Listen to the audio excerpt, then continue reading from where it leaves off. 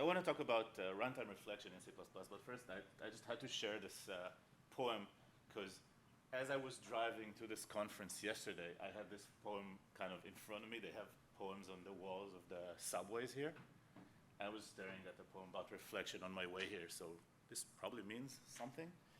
At any rate, there was a great talk yesterday from David Olson about runtime reflection and what it is and how useful it is and why.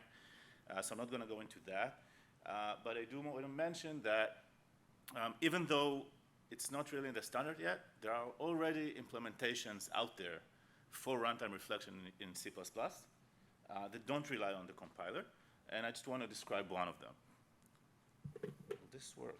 It's going to be the front arrow, I think. So the thing about runtime reflection is we need to save some compile time information, because C++ is a compile language.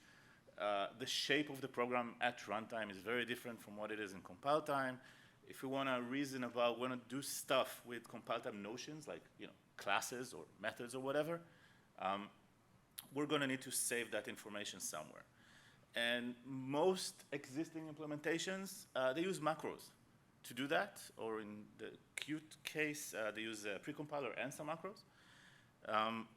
But the thing about macros is they're invasive, they're intrusive. So we have to decide kind of ahead of time which types we want to reflect on and kind of call a special macro on them somehow.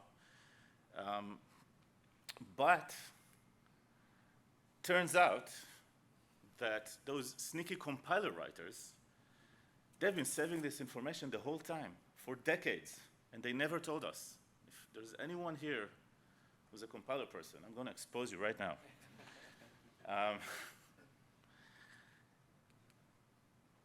So they've been saving this information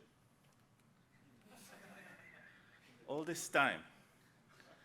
They've just been calling it debug information, but we know the truth.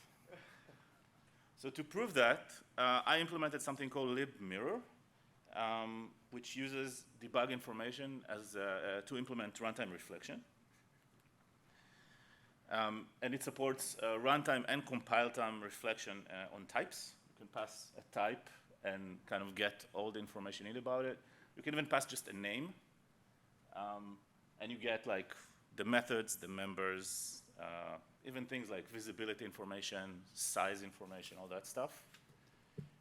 You can do the same on instances and get access to members by name, read their value, and so on.